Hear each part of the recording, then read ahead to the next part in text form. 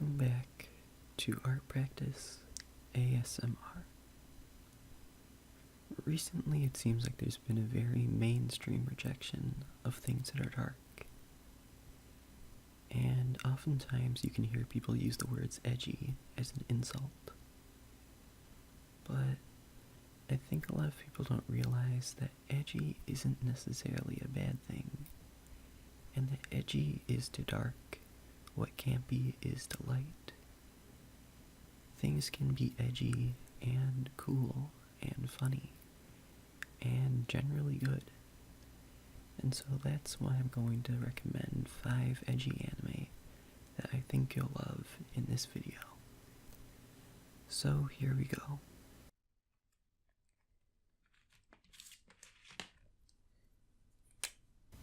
The first anime on this list is called Darker Than Black. And already, Darker Than Black has one of the most edgy names you have ever heard. In the world of Darker Than Black, there exists 2 gates. Heaven's Gate in South America, and Hell's Gate in Japan, where the story takes place. The appearance of the 2 gates gave certain humans supernatural powers in exchange for their humanity. These humans came to be known as contractors. This story follows a woman named Misaki Kirihara. She is a cop who gets wrapped up in a whole conspiracy when she begins to tail an infamous contractor named Hei, the Black Reaper. Hei is a mercenary who uses his powers over electricity to perform missions and collect bounties. Hei is on his own personal mission to learn more about who he is and who he's becoming, and to learn about the underworld that threatens the existence of the contractors. I want to admit that I don't remember a lot about Darker Than Black. And that isn't because it's a forgettable show. I actually really enjoyed it and have been thinking about rewatching it. It's just that it's been so long since I watched it. The show came out in 2007, and I watched it a couple years after it came out. But it's still been a very long time since I've seen it. It's definitely been several years since I've watched it. But I remember enjoying this show a lot. And there are a lot of very interesting things that I definitely couldn't forget about the show. The first of which being Chinese Electric Batman, which is what people would call Hei, the main character. And I'm going to be honest, that is not a very inaccurate description. Hei is a lot like a Chinese Electric Batman. Except, I'd say he's way more of a Red Hood than a Batman-style character. Because Hei and Red Hood are way more of an anti-hero style character than Batman is. But to keep this with the themes of the comics, I will also compare this to X-Men, because the way the contractors work is a lot like the way the mutants work in the X-Men comics. The contractors are a lot like people with the mutant gene, where anyone could have the mutant gene, but that doesn't mean that everyone has it. And the contractor's powers are pretty much just generic superpowers that anyone could have. There's Hei, who has the power to control electricity. There are some psychics. There's a character with corrosive blood. And there's a kid who has explosive fingerprints. The superpowers range from very basic to very interesting. And the way they're utilized in the show is also really interesting as well. Because the average contractor can't use their power without having having a sudden obsessive compulsion after using their power. This means that after someone uses their power, they will feel suddenly compelled to do a very specific action, just like a normal human in real life with OCD. And certain characters have certain things that they do. There are characters with unhealthy behavior, where after using their powers they have to chug a beer, or after using their powers they have to smoke a cigarette. And then there are some characters who have just weird ones, like they have to lick their skin or whatever. But I found that to be a very interesting aspect of how the powers are utilized. And I don't really remember what came of all of that, but I do remember finding it very interesting. So you might be wondering what exactly makes Darker Than Black so edgy. And I think it's a combination of several different things, one of which being the tone of the show. Darker Than Black has several different tones. It's a superhero show, but it's also a thriller and a sci-fi show. And it also has comedy in their comic relief characters, and it even has aspects of romance. And on their own, all of those things can be really good. But mixed together, sometimes they don't work out. In Darker Than Black's case, it does a really good job of balancing all of its different tones. But the classification of all of those things together could be considered edgy. And so that's why I'm saying it's edgy.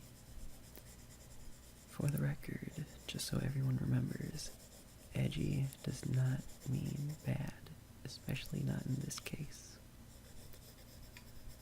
Another thing that can make Darker Than Black seem very edgy is the main character, Hay. Hay is a strong, silent protagonist in a long black trench coat. If that sounds familiar to you, that means you've seen any action movie from the 2000s. Because for a long time after The Matrix came out, it was a very successful archetype to see main characters that looked like that. One aspect of Darker Than Black that I think I should warn people about is the second season. Darker Than Black is split into 2 seasons and 1 movie. And when I was watching the show, everyone told me not to watch the second season because of how horrible it was supposed to be. And so when I did my initial watch, I didn't watch it. I only watched the first season. And after finishing the first season, eventually I decided to go back and watch the second season. Unfortunately, it was no longer available where I lived. And no matter where I looked, I could not legally watch the second season of Darker Than Black. And even though it's been so many years, I know that I enjoyed the main show so much that I didn't really care what the quality was of the second season. I just wanted to watch it. And so my warning is that people say that season 2 of Darker Than Black is supposed to be very bad, and I have no idea if it is or not. But I will say watch it while it's available to you, so you don't end up in my situation. And whenever I find a place to watch it, I'm planning on rewatching Darker Than Black, and this time I will definitely watch the second season. And yeah, that's pretty much all I have to say about that show. I will say that this drawing is something that I am really proud of. I think that it turned out really well. Now, on to the next show. This next show is another one with an incredibly edgy name. This show is called Deadman Wonderland. Deadman Wonderland is about a boy named Ganta, who is framed for murdering his entire class. Ganta is then sentenced to life in a prison called Deadman Wonderland, where he has to compete in amusement park style games that are incredibly deadly, and the prize is his life. All of the prisoners in Deadman Wonderland have a collar around their necks that is slowly injecting poison into their bloodstreams. When the prisoners compete in these games, they are given candies that slowly ease the effects of the poison until eventually they are given their life back. To make matters worse, as the result of the attack on his class that Ganta survived through, Ganta is given the powers to manipulate his own blood, and then he is thrust deeper into an underground ring of fighters in the prison. So, if you're still wondering what exactly makes the show so edgy, it's probably because Deadman Wonderland uses more blood than a Tarantino movie. And on top of that, most of the main characters are children, or at least first years in high school. And so a lot of people will see that and consider it to be very edgy, and I don't disagree with them. But like I said at the beginning, edgy does not mean bad, and I think this show does that dynamic really well, of having children cooperate with adults in very adult situations. One thing that I think this show handles in a very weird way is when certain characters have mental breakdowns. I think they do that in a particularly edgy way that, according to my personal tastes, I thought was a little over the top. But I do think that the over the topness is a draw for some people, so I won't really consider that a bad thing. Deadman Wonderland holds a very special place in my memories, because it was one of the most popular anime when I was first getting interested in watching anime.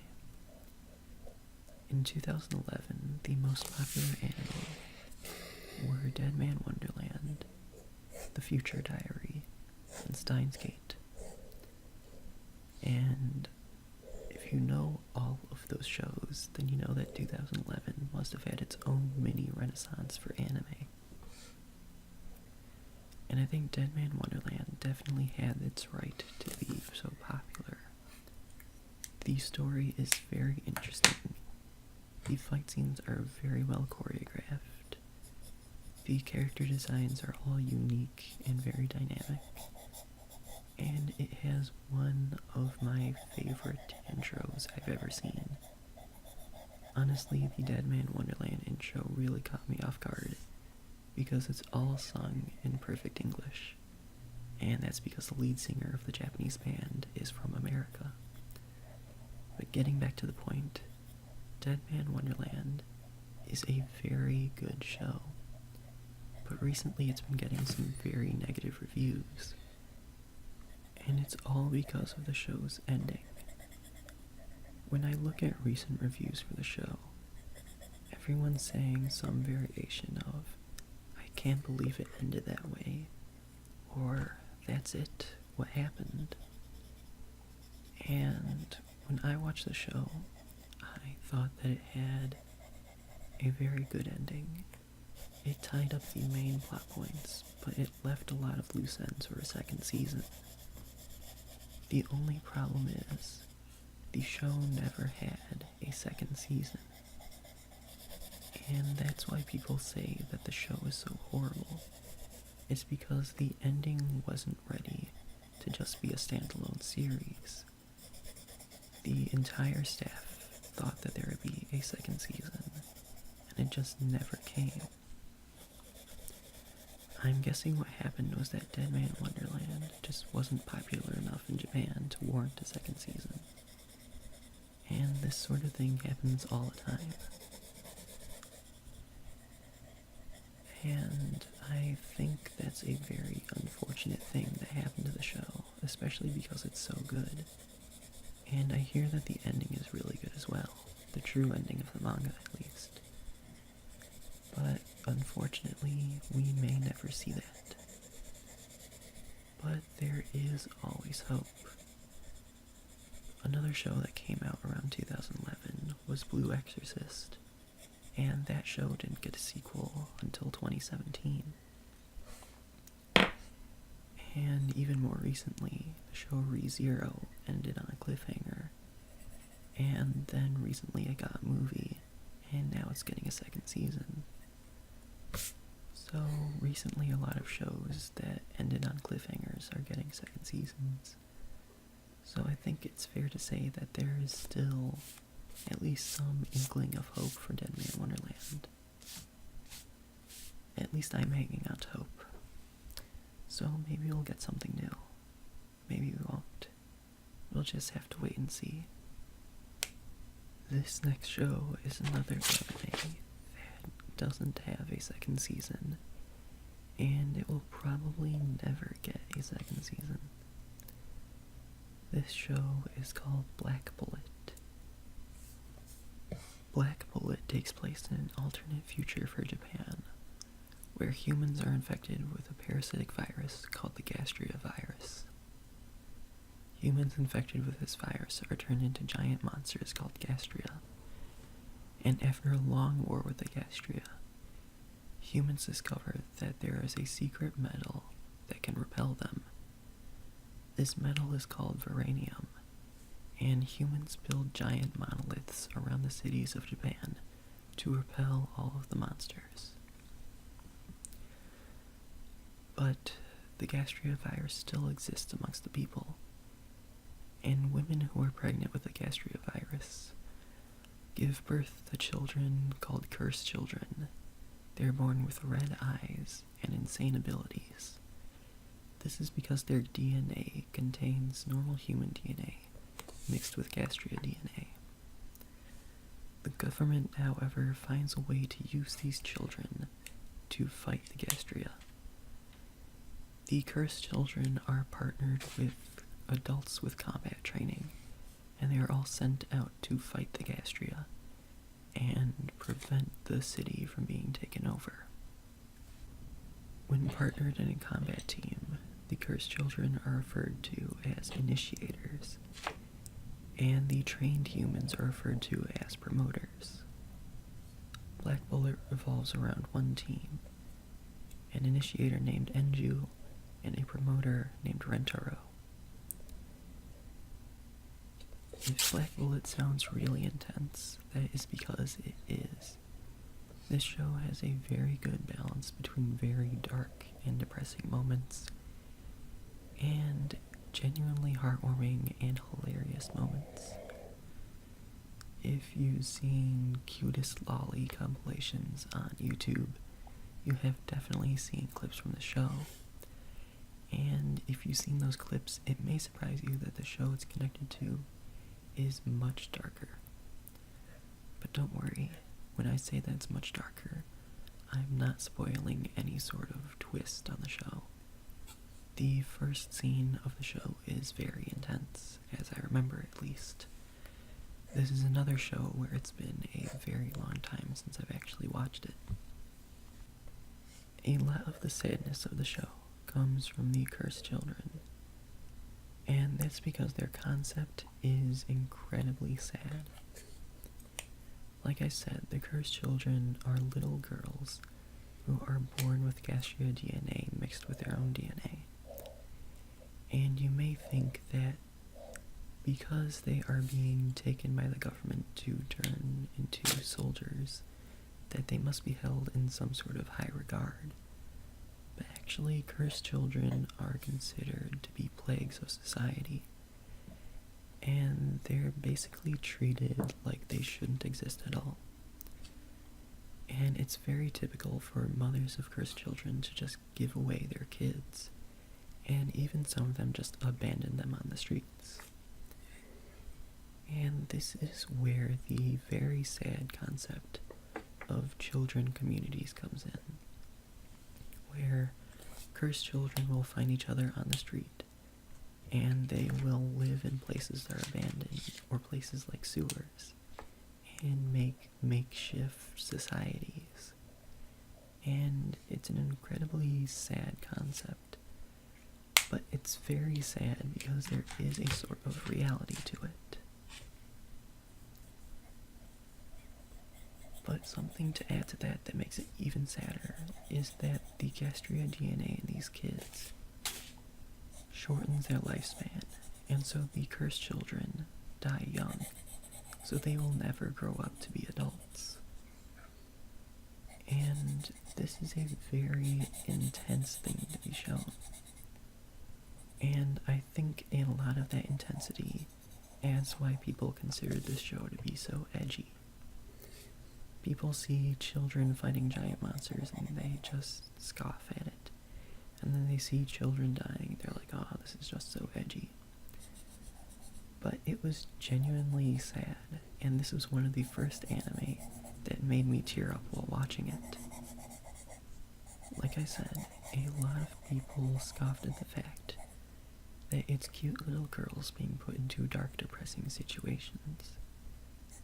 I guess after Madoka Magica, a lot of people feel very burned out at that concept.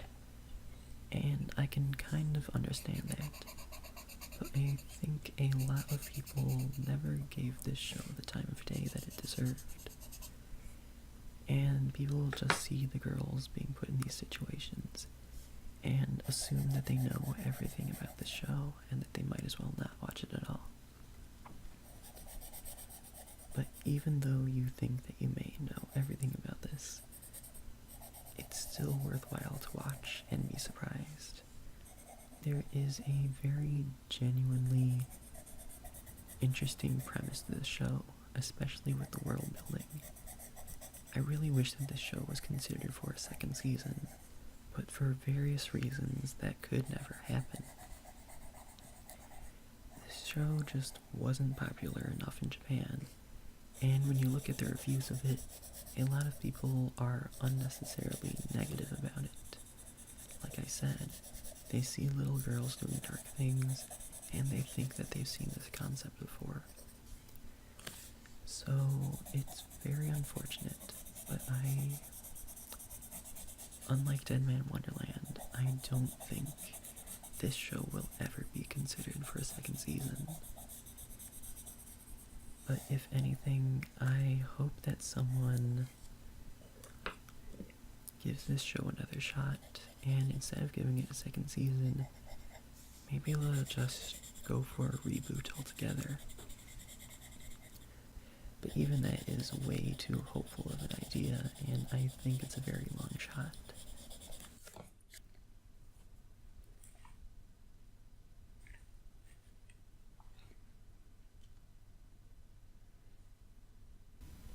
This next show is an especially edgy anime.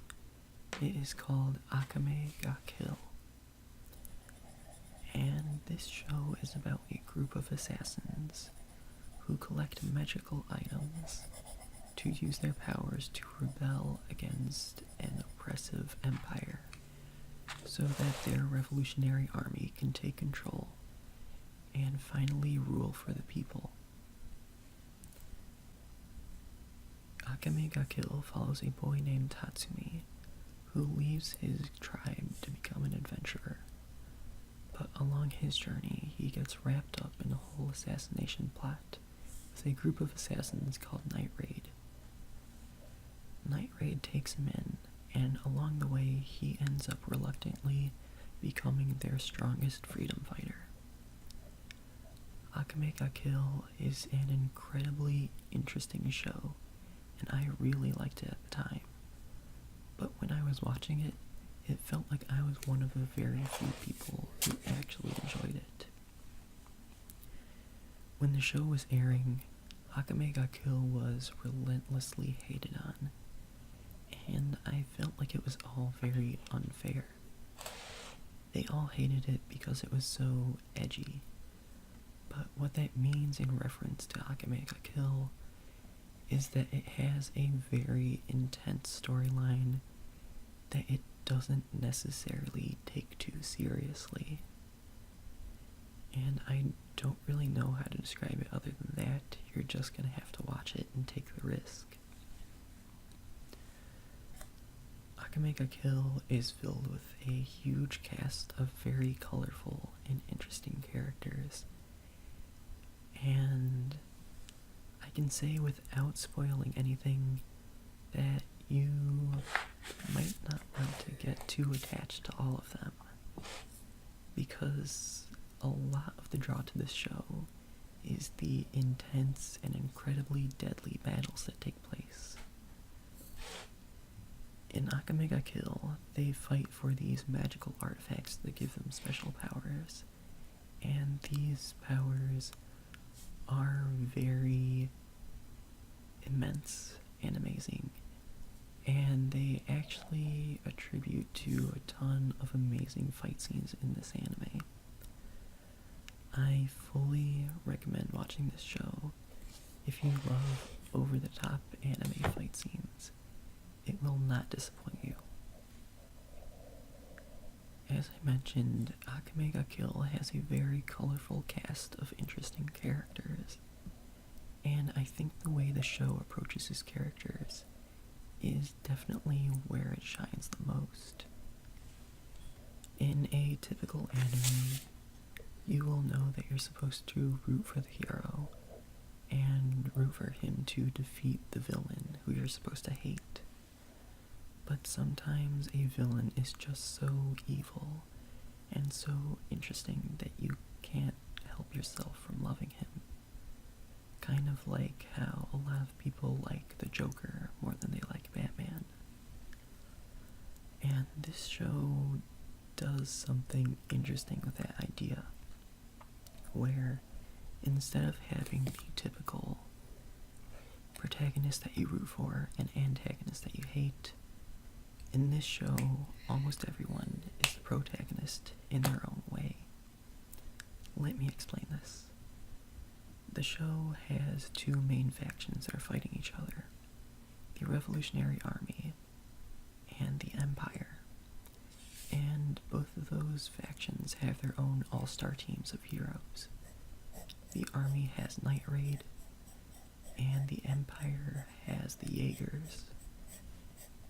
And the show sets up that you're supposed to hate the Jaegers because they are the bad guy. But that's not entirely the way it is.